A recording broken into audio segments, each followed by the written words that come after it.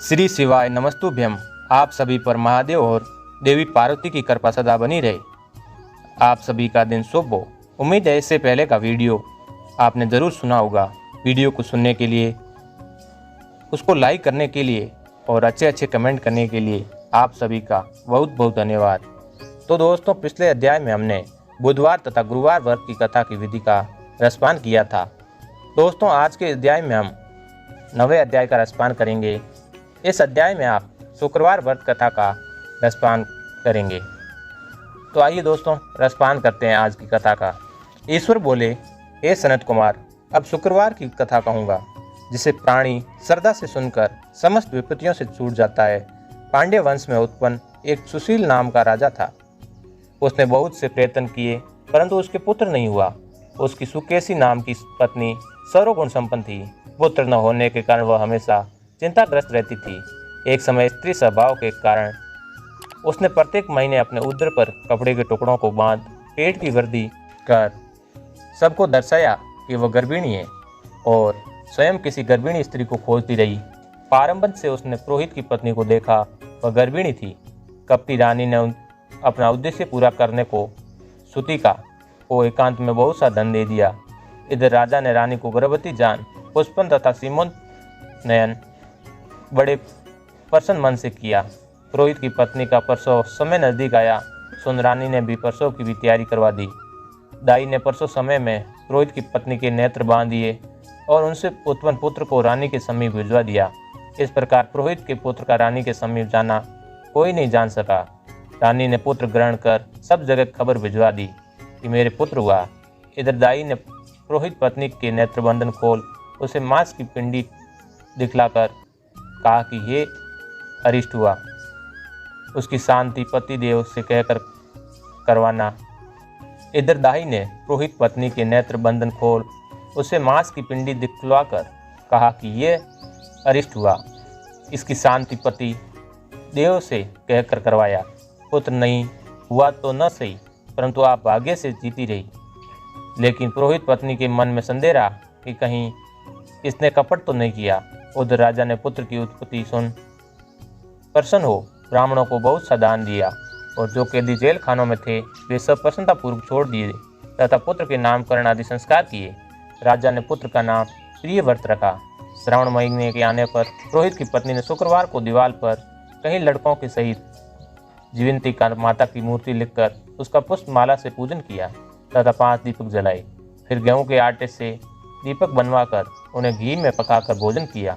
देवी को चावल समर्पित कर कहा, हे करुणा निधे, जहाँ भी मेरा लड़का हो उसकी रक्षा करना। इस प्रकार प्रार्थना कर तथा कथा श्रवण कर यथाविधि देवी को नमस्कार किया।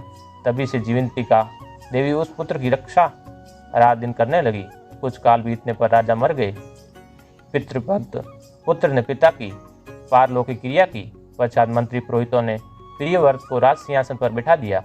उसने कुछ काल तक राज्य करने के पश्चात पितृऋण से मुक्ति प्राप्त करने के लिए गया जाने की इच्छा की। उसने राज्य बाहर मंत्रियों के हाथ सौंप कार्पटिक वेश धारण कर यात्रा आरंभ की। रास्ते में उसने किसी पुरी के एक गृहस्थी के मकान में निवास किया। उस गृहस्थ की पत्नी के एक पुत्र हुआ था। गृहस्थी के इस पुत्र से पहले के 5 पुत्रों को क्रमशः 5वें राज सृष्टि देवी मार देती थी। संयोगवश इस लड़के के हो जाने के 5वें दिन ही राजा वहाँ पहुँचा। जब राजा सो रहा था तो राज में सृष्टि देवी बालक ग्रहण करने आई। सृष्टि देवी को देख जीवंतिका ने कहा, हे सृष्टि देवी, इस राजा को लांग कर मत जाओ। इस तरह जीवंतिका के मना करने पर सृष्टि देवी खाली हाथ चली गई। 5वें दिन पुत्र को जीवित देख गृहस्थ ने राजा को जीवन दाता जान प्रार्थना की कि हे राजन, आज के दिन आप मेरे यहाँ ही ठहरें, क्योंकि आपकी दया से ही ये मेरा 6वां पुत्र जीवित है। गृहस्थ की प्रार्थना सुन प्रियव्रत ने उस दिन वहाँ ही निवास किया। फिर गया जाकर पिंड देने लगा। विष्णु पद पर पिंड देते समय पिंड ग्रहण के लिए 2 हाथ निकल पड़े। ऐसी घटना देख राजा को विस्मय और संदेह होने लगा। ब्राह्मण की अनुमति से राजा ने विष्णु पद पर ही पिंड दिया। फिर राजा ने किसी ज्ञानी ब्राह्मण से पूछा कि ऐसा क्यों हुआ। ब्राह्मण बोला, हे राजन, ये दोनों हाथ तुम्हारे पिता के हैं। ऐसा क्यों हुआ, इसकी जानकारी माता से घर पूछना। ये सुन राजा चिंता तथा दुखी मन से अनेक तरह के विचार करते हुए वापस अपनी पुरी की ओर चला। रास्ते में राजा फिर उसी गृहस्थ के घर रुका। वह दिन उस गृहस्थ के 7वें पुत्र के जन्म का 5वां दिन था। रात के समय सृष्टि देवी पुत्र को ग्रहण करने आई।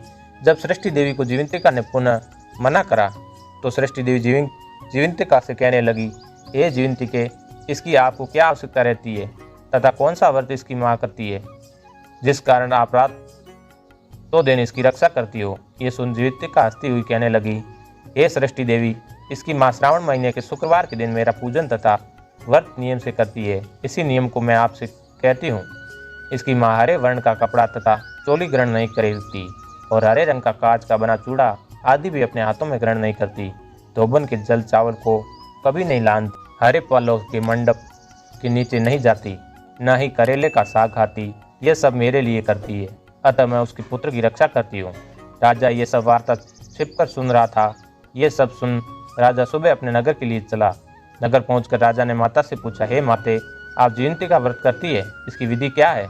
राजा के पूछने पर माँ ने कहा कि जीवंतिका व्रत मैं नहीं जानती।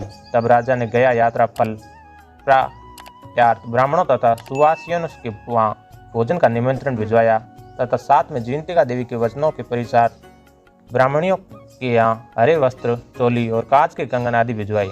जब दूत ये सब लेकर पुरोहित की पत्नी के यहाँ पहुँचा तो वह कहने लगी, मैं हरे वर्ण की कोई चीज़ नहीं लेती।